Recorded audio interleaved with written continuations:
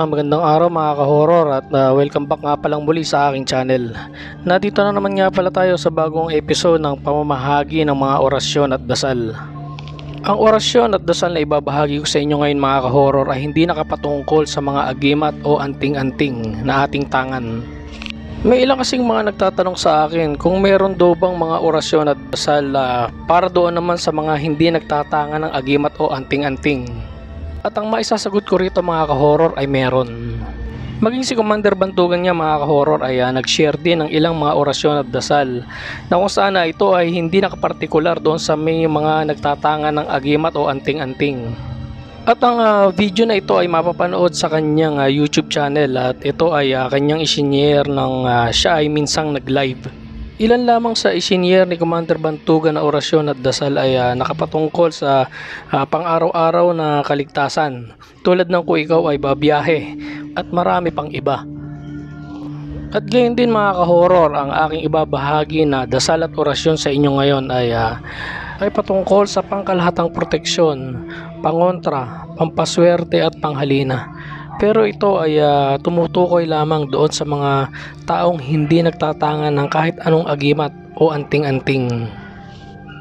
Disclaimer lang mga ka-horror, ito ay para lamang sa mga naniniwala. Narito ang isang pangkalahatang orasyon at dasal para sa mga walang agimat o anting-anting ngunit nagnanais ng proteksyon, pampaswerte, pangontra at panghalina ngayong Semana Santa. Ang orasyong ito ay hango sa tradisyong esoteriko at pananampalatayang Kristiyano. Gamitin ito ng may buong pananampalataya, malasakit at mabuting hangarin.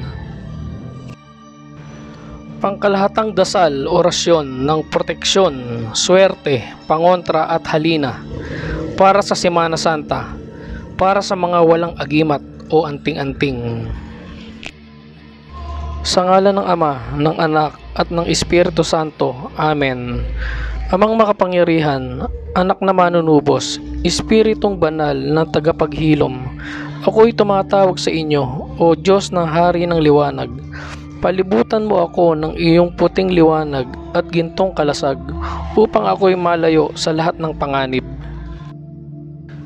Sa lihim at lantad na kaaway, sa mga espiritu ng dilim, at sa lahat ng sumpa, inggit, at sa masasamang isip ng kapwa, Jesus Nazareno, Emmanuel, Yahweh El Shaddai, buksan mo ang pintuan ng swerte sa buhay ko.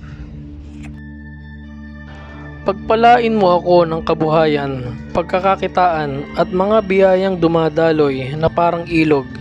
Itaboy mo ang kahirapan, pagkabigo at sakuna. Gamitin mo ang iyong banal na kamay upang akitin ang grasya patungo sa akin. San Miguel Arcangel, tagapagtanggol ng langit, ikaw ang aking isbada laban sa masasamang loob, sa kulam, barang, usog at malas na hindi ko nakikita.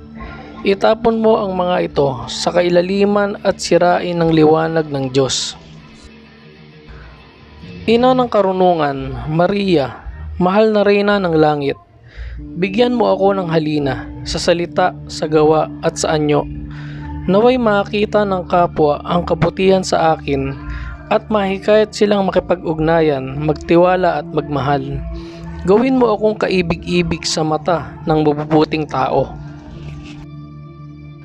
Sa bisa ng mga banal na pangalan, Elyon, Adonai, Emmanuel, Tetragrammaton, Sabaoth, El Shaddai, Yahweh, Jesus, Maria. Ako'y ikinakanlong ng iyong banal na liwanag.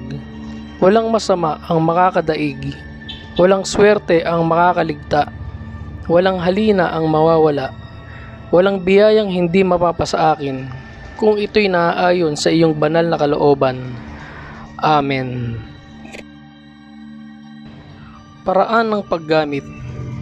Bigkasin ito tuwing madaling araw o bago matulog ngayong Semana Santa. Maaari ring sunugin ang insenso o kandila, puti o pula habang dinarasal. Kung may langis o banal na tubig, maaaring ipahid sa noo o dibdib habang binibigkas. Sana ay makatulong itong mga orasyon at dasal na sinishare ko sa inyo mga ka-horror. Kung meron naman kayong nais na orasyon o dasal na nakapartikular sa isang agimat o anting-anting ay maaari nyong itanong ito sa akin at tingnan natin kung ito ay kaya kong ibigay sa inyo. Hanggang dito na lang mga horror at samahan nyo akong muli sa mga susunod ko pang mga video patungkol sa agimat. Maraming salamat po.